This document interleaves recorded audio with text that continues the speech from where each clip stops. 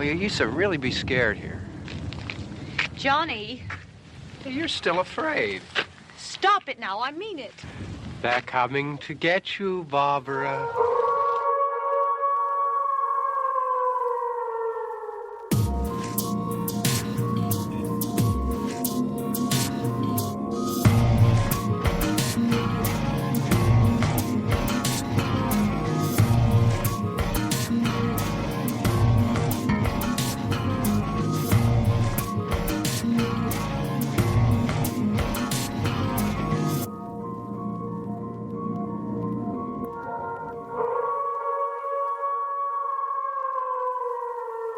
Well, you're her father. If you're stupid enough to go die in that trap, that's your business. However, I am not stupid enough to follow you. It is tough for the kid that her old man is so stupid. Now, you get the hell down in the cellar. You can be the boss down there. I'm boss up here. Hello, and welcome to Comic Book Bears Presents The Bear Cave of Terror. I'm your hairy, heavy homo and horror fan host, Steve Morey. Each week, here in the Bear Cave, I invite a horror-loving guest who brings with them one of their favorite scary movies. It can be classic, gory, trashy, obscure, well-known, or something probably still banned somewhere.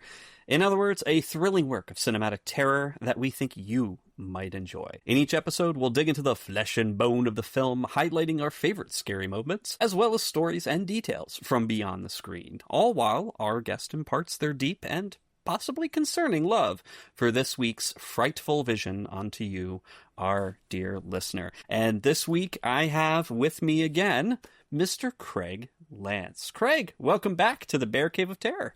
Hello, everyone. I'm glad to be back. We're going to be talking about some ghouls.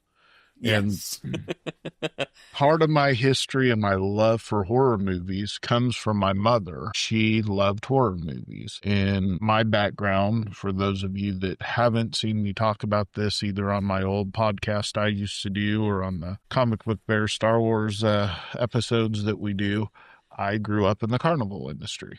And therefore, we spent a lot of nights in hotel rooms. And my mom and I were in a hotel room one night, and she was on the phone and turned the TV on and wasn't paying attention to what was on. And Night of the Living Dead was playing. I was probably the ripe old age of 5, maybe 6 when this happened. Surprisingly, it didn't freak me out. I actually kind of enjoyed it. And here I am, damn near 50 years later and still have that same love of horror films. So that's where this begins. And when I talk about horror films, this is always going to be one that's on my list. There is no better recommendation than that. Like, this is the movie that got you into horror at such a young age. Right.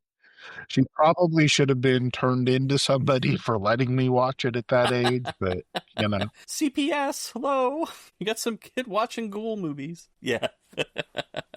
No, I mean, it's as I've said before, thank God for either cool or negligent babysitters or, parental guardians, because I think that's how a lot of us first got our first view of a horror movie or scary movie.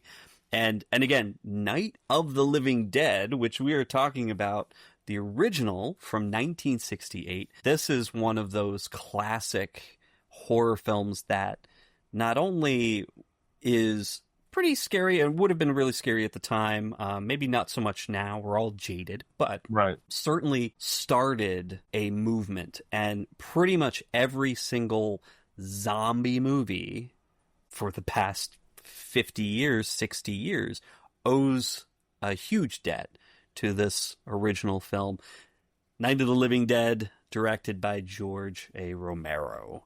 Yeah, because zombies up to this point were much different, right? Yeah. Well, I mean, they didn't... And to be fair, and we'll talk about this a little bit later, these are technically zombies, according to the director. Now, I think they meet the definition for everybody else out there, but... according to the director, he did not use the Z word here. When they were filming and writing this movie and when they were marketing it. But, it's definitely, it is the granddaddy of all, zombie living dead people eating reanimated corpse movies out there. So, so I think we could probably just jump into it, and I'll go ahead and do my usual like summary, or try to anyway. Yeah. And most people do know the general plot of this movie. Even if you haven't seen it, I'm sure there's been a billion clips that you've come across online, or Halloween specials on TV or whatnot. But in this film, it starts off with two young people, Barbara and her brother Johnny, going to a cemetery outside of Pittsburgh to lay a wreath on their father's grave. And while there, they are both attacked by a strange, sort of barely human-seeming person who just is coming after them to kill them. Johnny, unfortunately, takes a dive against a headstone and dies, and Barbara gets away, just barely, and finds herself in a farmhouse. And while there, she is further horrified by more of these people coming after her, and she quickly is discovered by Ben, who arrives at the farmhouse and tries to get her to help him in boarding up the house.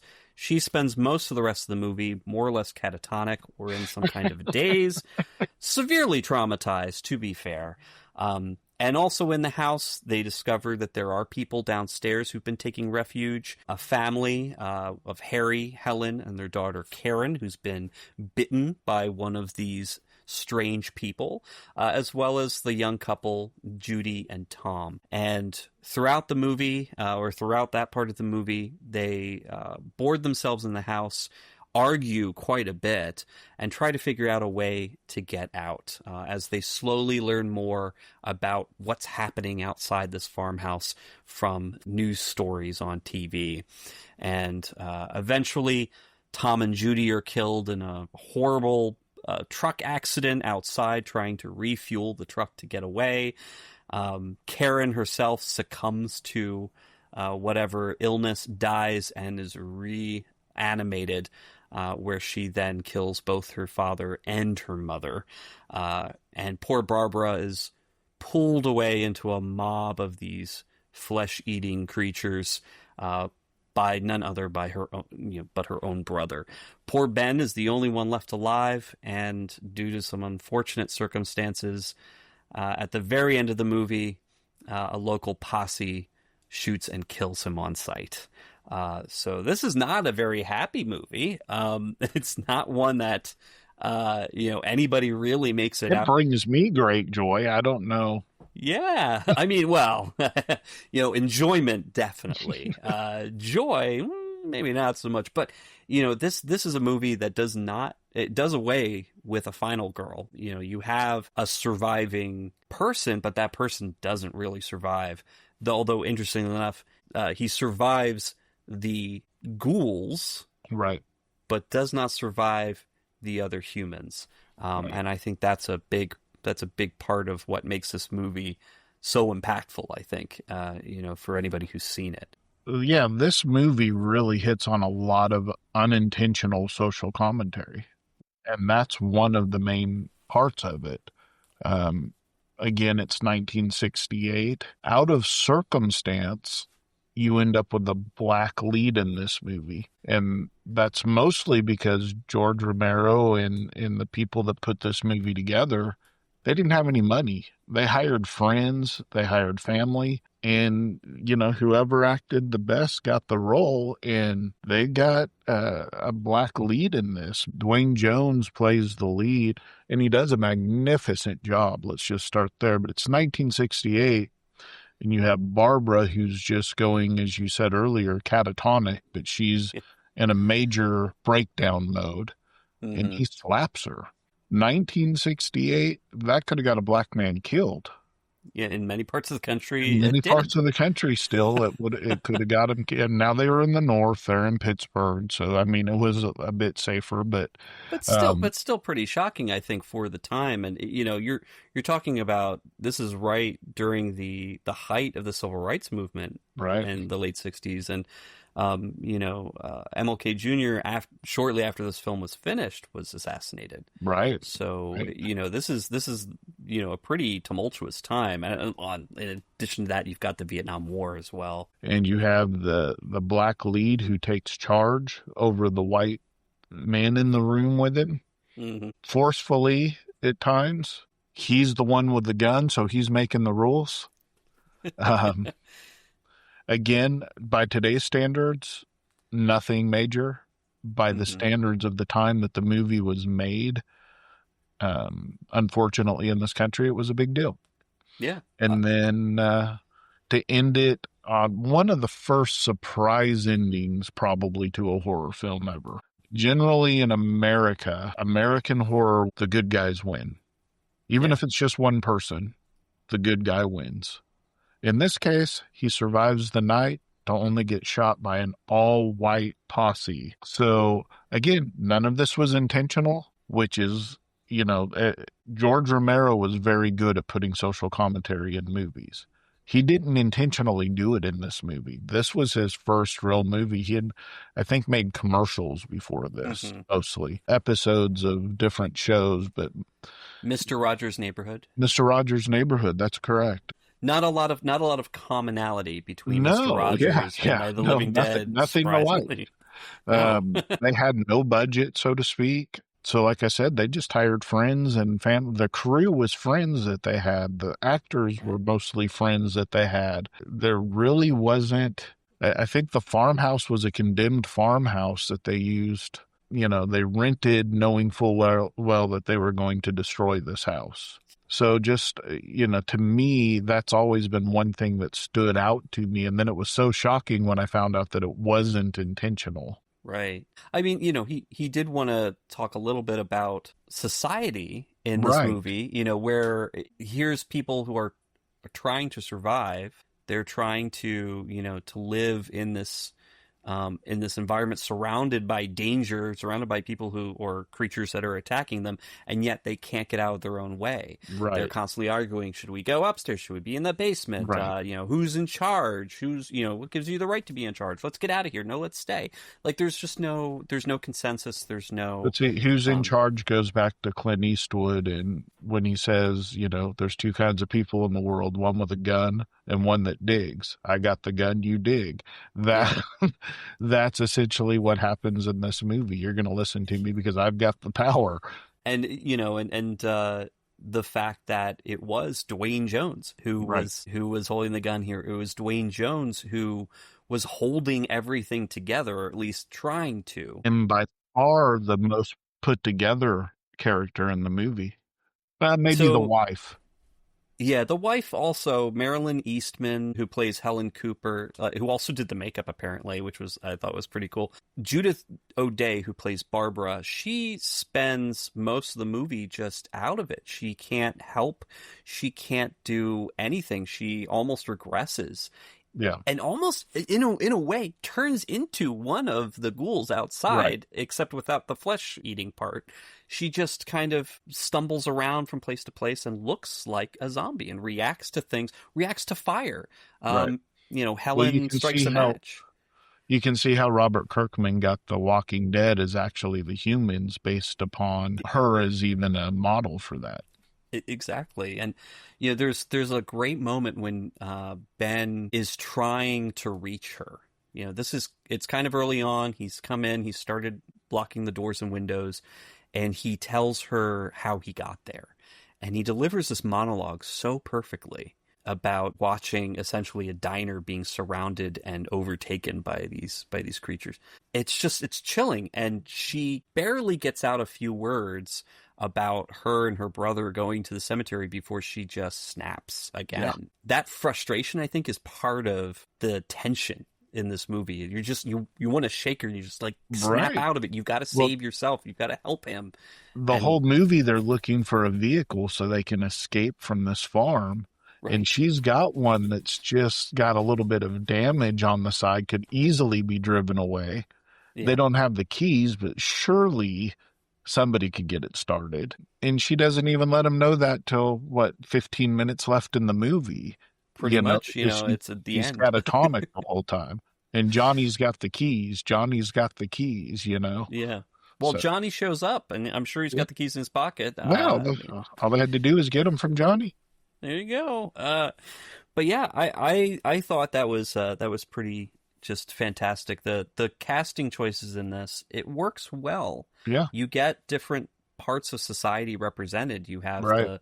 the nuclear family. You've got the young couple. You've got Right. a relatively well-to-do single white woman. You've got a with it, very competent and in control black man as the lead. Yet nobody can really hold everything together for No. very long, and it No. just devolves. They devolve and they are devoured because of it, which is pretty crazy. So one of the interesting things, and we've been kind of skirting around it, we haven't been calling them zombies Right.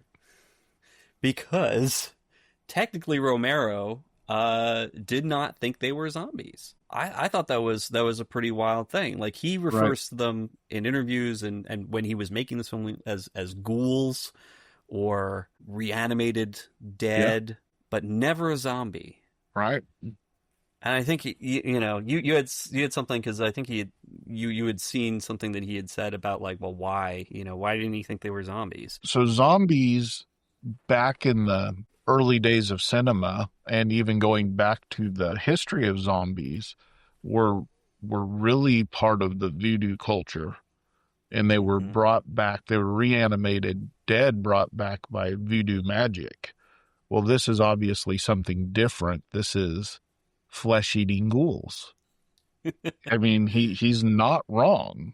Yeah. Those zombies, voodoo zombies, were brought back. And you go back and watch the movie White Zombie, which is, of course, where Rob Zombie got the name of his band. Bela Lugosi Yeah. was in White Zombie. Yeah. Those zombies were voodoo zombies. They were brought back very much like the movie Pumpkinhead to do the bidding of the person that brought them back and exact revenge for them. But they weren't flesh-eating ghouls that have risen from the grave. Basically, what you have here is you have George Romero unintentionally creating a whole new genre of monster and set out the groundwork that really is still zombies today. And if the biggest debate are zombies fast moving or slow moving. In this movie, of course they're slow moving. They're dead, Yeah. So the dead don't move fast. But having said that, they do move fast in this movie at times. They're not running at a sprint like you see in the remake of Dawn of the Dead. No. They might move quicker than just a slow drag, what we think of as sometimes as zombies. They certainly know how to use tools already. Rocks. I mean, they make some. They actually, the first zombie who's trying to get into Barbara's car, he's trying to use the handle, and she's locked in, so it's can't like open they have the door. the basic instincts of early man or early human. Right. Karen uses a mason trowel to kill her mom with, so that they know how to use. So some of that comes and goes with zombie lore, and I think even probably in George Romero's zombie lore, it changes. But then as you go through zombie movies with him, they progressively get more intelligent. Right. So when you see like Day of the Dead, and especially I would say Land of the Dead, where they communicate and but that give was orders. that was intentional. That was something he did intentionally, that over time the zombies would get smarter. Right. It was very interesting here, and you mentioned really briefly how Karen kills her mother. She takes that trowel and she stabs her multiple times. Right. The interesting thing about that scene, just sort of like cutting that little bit out, the sound, the way that it was shot, the splatter of the blood, it was very Argento. Yeah. Yeah. And well, I know. I mean, obviously, like Argento has been, was influenced by this movie as well. Right. Went on to do several others, but it's very, that right there is like, oh, that looks like something that came in the 70s. That looks like something that came later. Right. Romero got this early. Right. And it is very European. It's a very sort of like almost expressionist, but it's very surreal. You know, how the sound, the stabbing, the cuts, it's very different. And I guess there is a little bit of Psycho in there too, like the knife coming out, the overhead stabbing. It all builds on each other, right? Every horror movie builds on the others, but you've got the slow moving zombies that you get your first horde of zombie horde or ghoul horde, whatever you want to call it, that slowly builds. They're intelligent enough to know that there's somebody in that house, and they're going to they're going to eat doors them. and windows. I just think that what they created with this obviously well outlasted the film. For better or worse, and unfortunately at the beginning it was kind of worse. One of the lasting legacies, unfortunately, of Night of the Living Dead, the original 1968 Night of the Living Dead, is that when they were first marketing this film and when they were going to be premiering this film, it was called Night of the Flesh Eaters. Right. Self-explanatory. Yeah, pretty good. Yeah. Problem is, there apparently was already a movie that had that title. And so, with the distribution, they had to change the title. They changed it to Night of the Living Dead. But they didn't... When they changed the title, they did not file the copyright. There was some issues with, I guess, the original distribution company was going bankrupt, and the legal paperwork didn't have the new title listed on it. So when they premiered this film in Pittsburgh, and when it started spreading to other cinemas, it was a hit. Like, it actually did really well. But then it started doing really, really well, but they weren't seeing any of the money from it because people noticed somehow that there was no copyright on this film stock. And so they copied it. It got distributed and copied and pirated everywhere, and continued to be pirated for the past 60 years. It's essentially been pirated. So you can get it. Which is why you watch it. If you don't watch the Criterion version, you're going to get a very grainy, crappy cut of it. A transfer of a transfer of a transfer. Yep. Somebody's VHS of an 8mm of a blah, blah, blah, blah, blah. Because this was filmed in 35mm. It's beautiful. Beautiful. Right. Beautifully shot in black and white. Very crisp. Right. But everything that I had seen for years before I finally saw the Criterion Collection version was like 16mm grainy. It looked like a 16mm, like a grainy movie. That's what I always thought. I'm sure it was probably filmed in black and white because of cost concerns. Yeah. I mean, they put $200,000, I think, is the budget I read on this together out of their own pockets. Oh yeah, and they had a lot of they had some like investors throughout the filming. Like, they would run out of money and they would go and say like, "Hey, see this movie that we're filming? Isn't it cool? Yeah, here's the first half hour of it. Give us some more money. What do you think?" So I'm sure there was a lot of concerns financially, but this movie plays so well in black and white that I don't know that you would have a bet. I mean, yes, zombie movies have obviously went well beyond that, but it's this particular movie in black and white is perfect in black and white. Yeah. You get to imagine a lot of the blood and gore because they're eating, entrails at one point in this movie. And even by today's standards, it would probably be very disgusting if we were seeing that in color. In black and white, it's not quite so bad. But it's still bad. But it's still bad. Still pretty gross. This movie was made during the time of the codes, before ratings. They did not get this movie approved through the code. Oh no. Yeah, they just released it. They were like, whatever, we're going to release it, and if it gets banned and theaters don't want to play it, that's fine with us. But of course, obviously, when the ratings systems came out, it was retroactively rated R. But think about the time, an independent movie made on a low budget, guerrilla style filmmaking, where they just would show up wherever they could no money for a permit, so they would just film a scene real quick and move on. To get a movie that this low budget that is still this important to not only horror cinema but to cinema in general. Yeah. We're talking, is it 60 something years later, 67 years later? It's still that important to cinema and especially horror movies, because like you said, you can go look at scenes and you can see where other directors, other horror movies have stolen from it. Mm-hmm. And that's taking the inspiration. Everybody's seen it because it's free to watch everywhere. Yeah. One of the things we talked about in another episode where we talked about horror of Dracula was the establishment of rules. Right. And this movie, like we mentioned already, George Romero created a new genre of monster. Right. And he also created rules that still exist to this day and still work. They whether they're fast or slow, that changes.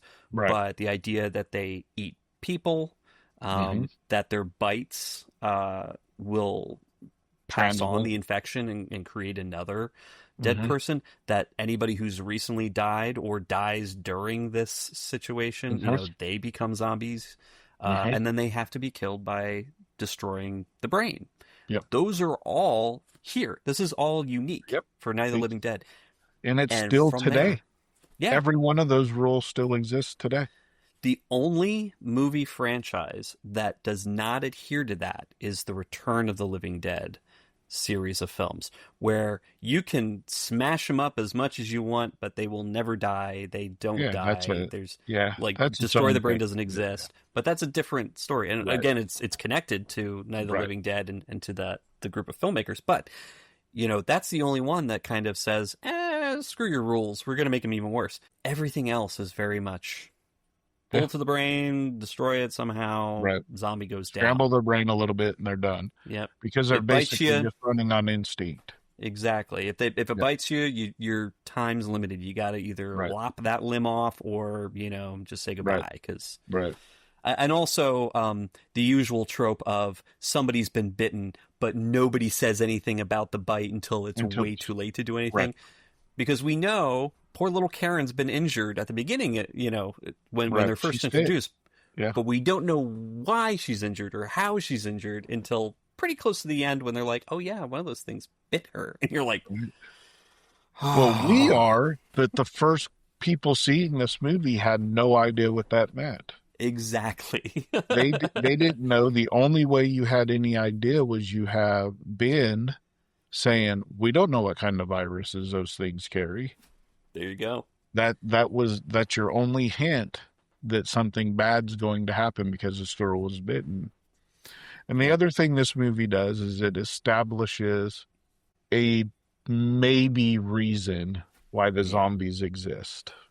And that was a Venus satellite that we sent to Venus to photograph Venus, and it came back full of radiation. The radiation somehow affected the dead and mutated them.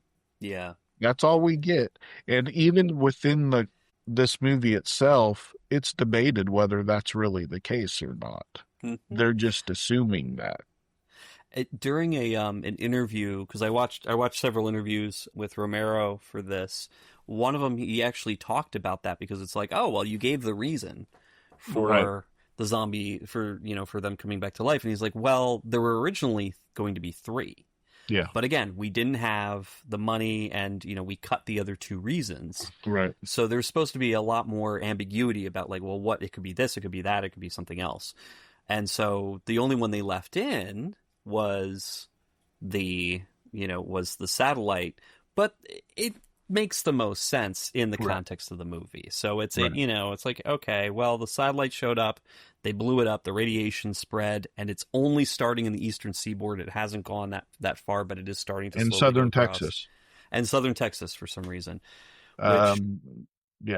Galveston and Houston. Well, all you have to do is just try to cross the highway and you'll be safe because those zombies will get plowed over in those 8 lanes. Right.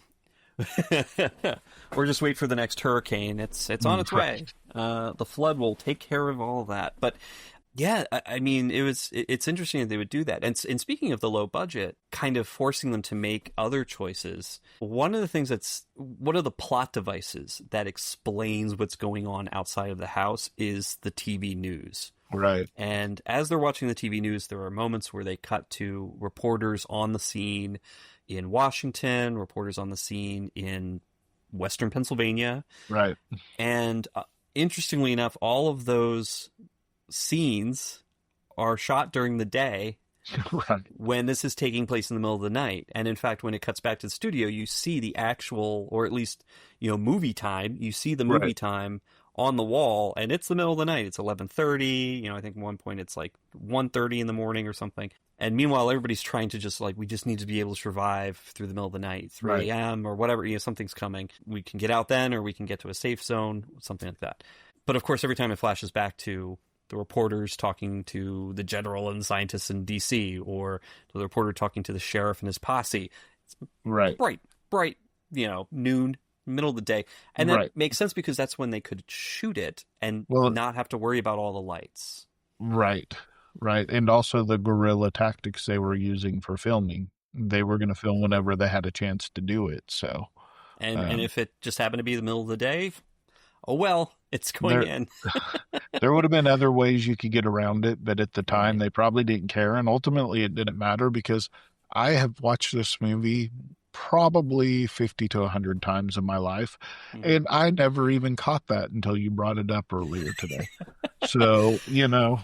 that's probably my own, my wife says I don't pay very good attention, and I guess that would probably back that point. So, Well, it's not even, the thing is, it doesn't interrupt the story much as well, No. unless you want to nitpick and you say well, they Right. can't be happening at the same time. That's up during the day, and that's night. you can also write it off as recorded video, but record it doesn't Yeah, make but that would imply much that difference. there was something that happened beforehand, and we know that the radio signal's been out from the beginning. The radio's Right. been having trouble, and all these things, which could have been caused by the satellite. It could have been, yeah. But yeah, I mean, it just all goes hand in hand with, these are filmmakers. These are very independent filmmakers. They have their own, agenda here, but they're limited by Right. resources, money. But they still made this fantastic piece of cinema history and inspired hundreds of movies, TV shows, books, video games, everything. Comic books for decades later. And I think that's an achievement that's hard to I would say recreate. that horror is maybe the one genre in movies that you can do this and consistent, not consistently, because there's a lot of crap independent horror movies, but you can get quality independent horror movies. That's not, and I don't mean independent, I mean small budget independent, because there's a lot of independent. Star Wars was technically an independent movie. Right. But I'm talking a small budget independent movie that, you have an example now, the Terrifier movies. Mm-hmm. Yeah. So, I mean, I believe Halloween was originally an independent movie too, you can do it in horror, and, the return on their investment on this movie was fantastic right up to the point that people found out that there was no copyright on it. Yeah. And I think that was one of the things that led them to the remake in 1990, because it was an attempt essentially to recreate the film in a way that they would be able to profit from it, almost, over 20 years later. This movie that they put so much work into that they weren't really reaping any benefits, major financial benefits from. Right.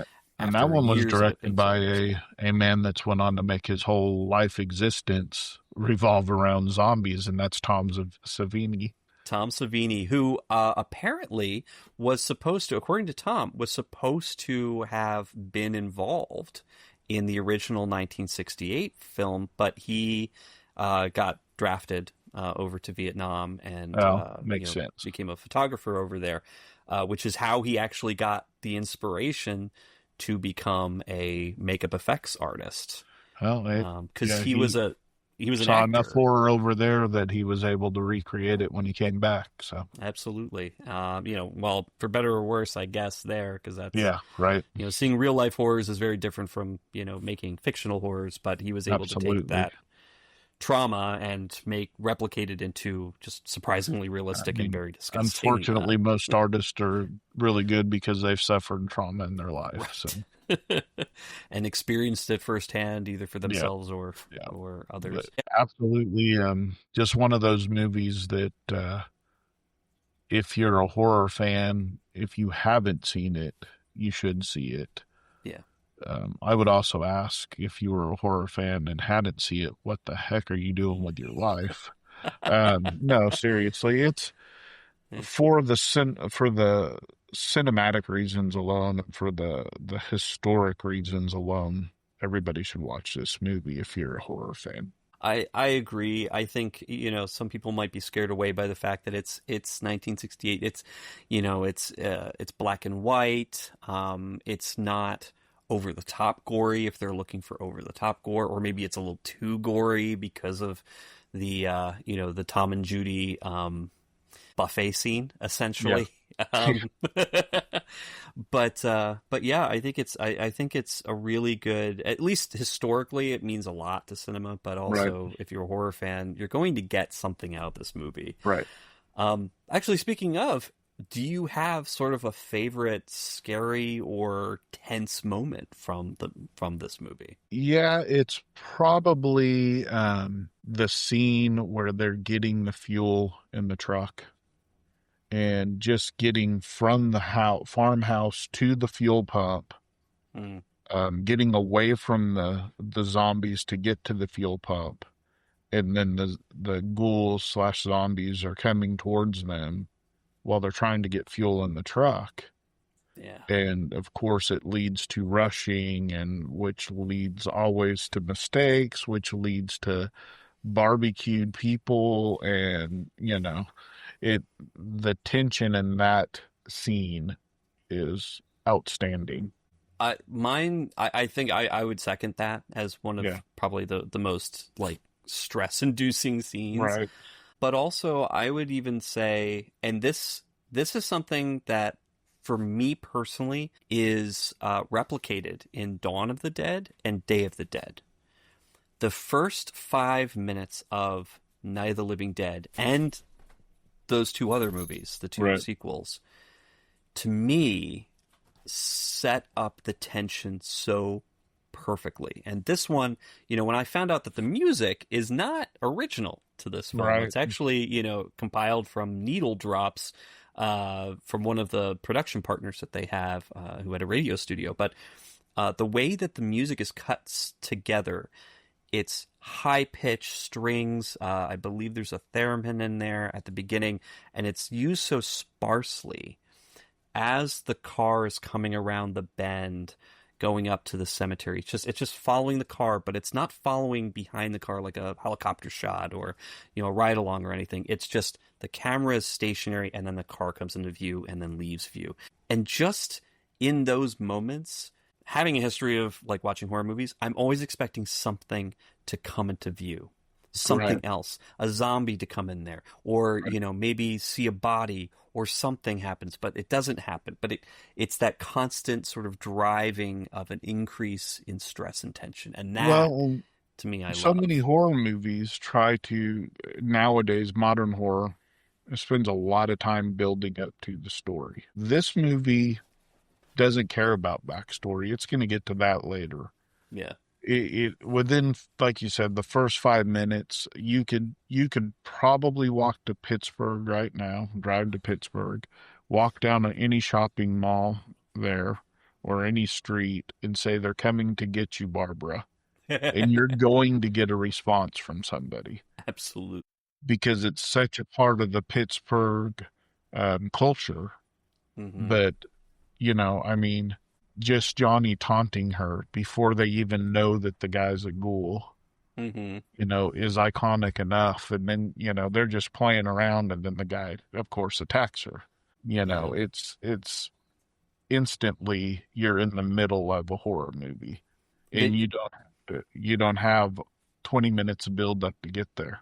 You have them pulling into the cemetery and laying the wreath, and then, it starts. Yeah. And even, I think that's just a testament to how well it's structured. It doesn't leave time for a lot of fluff. Right. But even just starting up, it creates that tension with the sound, with the music, Right. and with the placement of the camera so Right. easily. Something's going to happen. It's coming.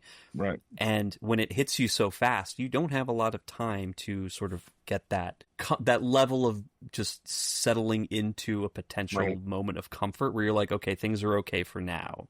Right. We're setting things up. We're Yeah, going to nope. slowly slide into this. Absolutely not. It is, Nope. Yeah. It's immediate. something's coming. Oh my God, it's here.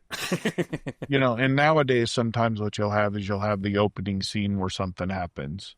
Yeah. And then you have 20 minutes of story where so somebody was killed. Now you get 20 minutes of story where you're introduced to all the characters. I mean, I don't think the suspense works as well in most modern horror films that do that. Yeah, in I most agree. of them. It doesn't work in some, but I think the way that Night of the Living Dead and again, to an even better effect, Dawn of the Dead, which builds... by the way, is my favorite of the Dead movies, is Dawn of the Dead. I have a feeling that we'll be talking about that on here sometime. Probably. But yeah, I really appreciate that from the film. And I appreciate you for bringing this movie to our glad little to be here. podcast. Yeah. Thank you so much for joining me and, and talking about that. And I enjoy talking horror, and I enjoy talking it with you, and I enjoy sharing it with as many people that want to hear me blabber into a microphone. Agreed. I'm the same way. And so you've just listened to another episode of the Bear Cave of Terror. And if you haven't seen the original Night of the Living Dead, or after listening to us are struck with an irresistible compulsion to watch it again, it's available to stream on HBO Max, Netflix, Peacock, or literally any streaming service because of the rights being basically public domain. And if you want, it can be purchased digitally or on physical media at any fine online or brick and mortar retail establishments. And we both recommend the Criterion Collection for the best quality. And Craig, if listeners would like to get in touch, how would they do that? The best way to find me is on Facebook at Craig Lance. Check Steve's for Mutual, and you'll find me on there. And again, I love talking about this stuff, so find me, follow me, friend me. I will return it, and you can shoot me DMs, and we can talk about horror movies. Awesome. And you can also follow the Bear Cave of Terror on Blue Sky and Instagram at Bear Cave of Terror, or send an email to bearcaveofterror@gmail.com. A list of sources will be available in the show notes if you'd like to read more about 1968's Night of the Living Dead. And I've been your host, Steve Morey. Good night. And if you're trapped in a farmhouse, be a Ben, not a Barbara. Good night, everyone.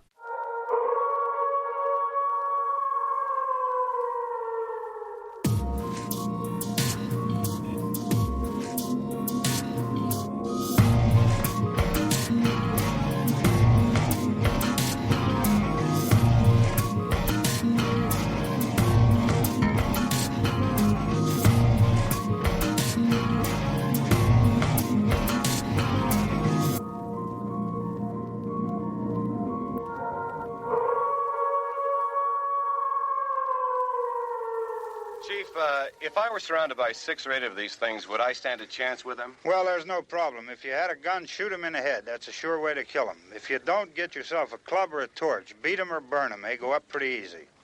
Are they slow-moving, Chief? Yeah, they're dead. They're all messed up.